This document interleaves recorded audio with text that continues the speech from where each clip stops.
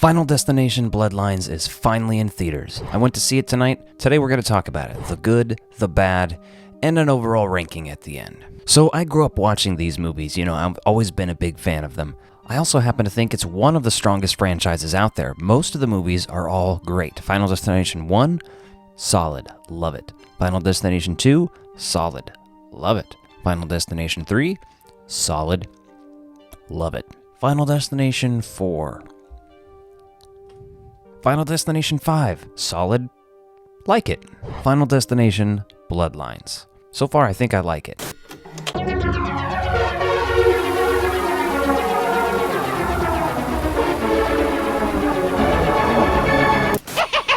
So let's get into the positives of Final Destination Bloodlines. So let's start off with the cast and characters, which I think were great.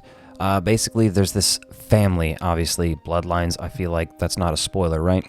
All of the central characters were performed really well. They were interesting people. There were people of varying degrees of, how the audience would depict them, you know what I mean? There were characters that you hate. There were characters that you liked, felt sorry for, maybe pitied. The only person I think I really recognized was Charlie, and that's just because he was in the Chucky series. And characters you just couldn't wait to see splatter all over the screen.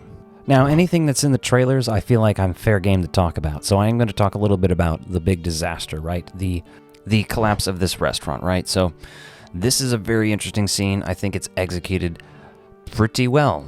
And like most of these, it's very long.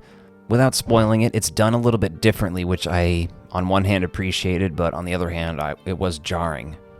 I was a little like, wait a second. Okay, we'll see where this goes. Now, I didn't do a lot of research into this movie, but looking at the trailers, I could tell, okay, it's called Final Destination Bloodlines.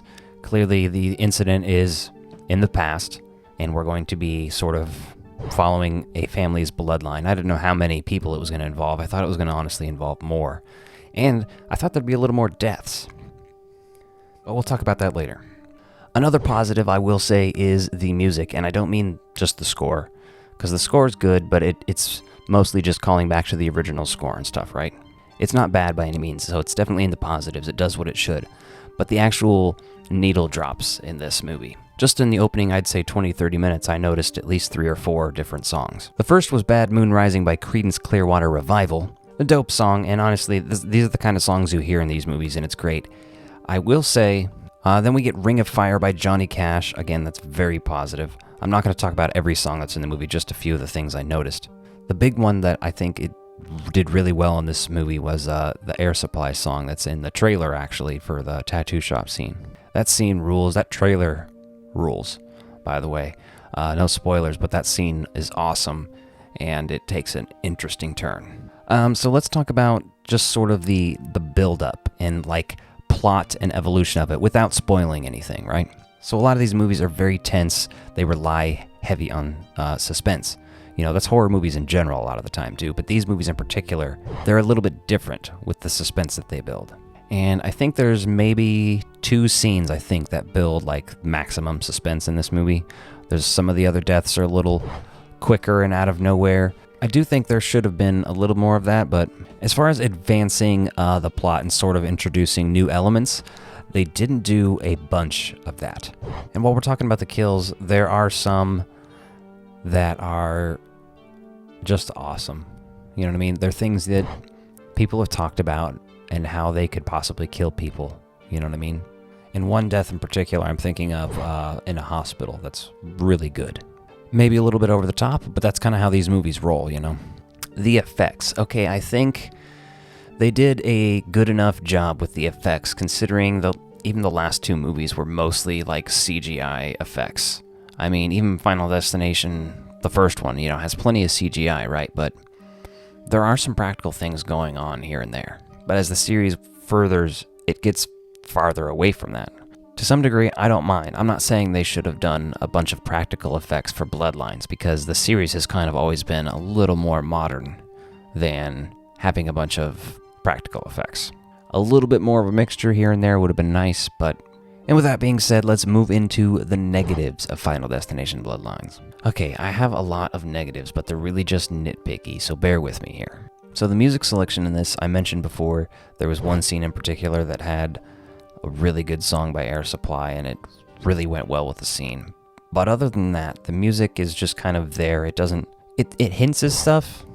You know what I mean? There's a line, one of the songs, I can't remember even what song it was about crashing through the floor that they played at the restaurant.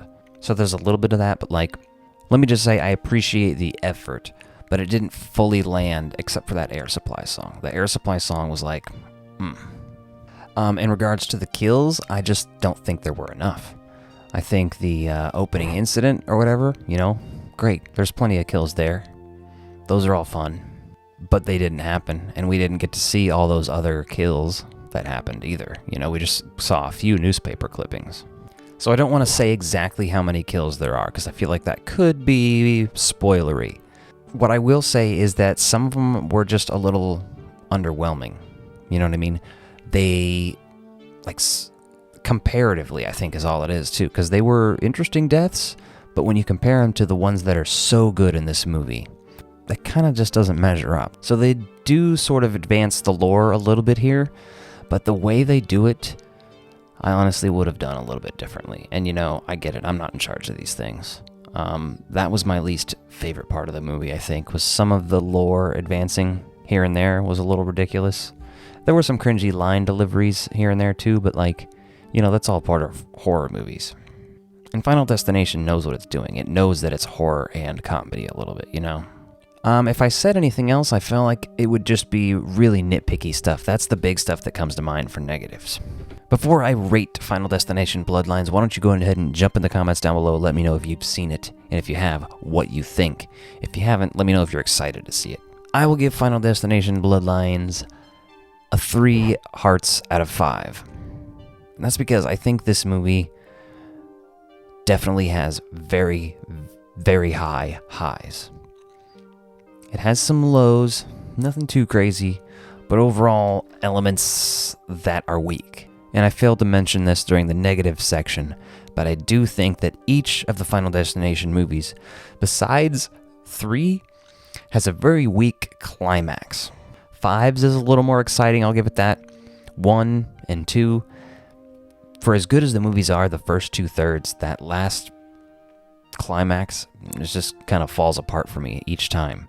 And then it picks it back up at the end with something really interesting. This movie does that as well, and I appreciate it. If you're interested in a spoiler review, I will be also ranking the characters' deaths from this movie in another video, and on Monday, I'll be talking about this video on my podcast, live on this channel, Monday night at 10. Come check it out. And if you like this video, be sure to check out this one and hit that subscribe button. Thanks for watching.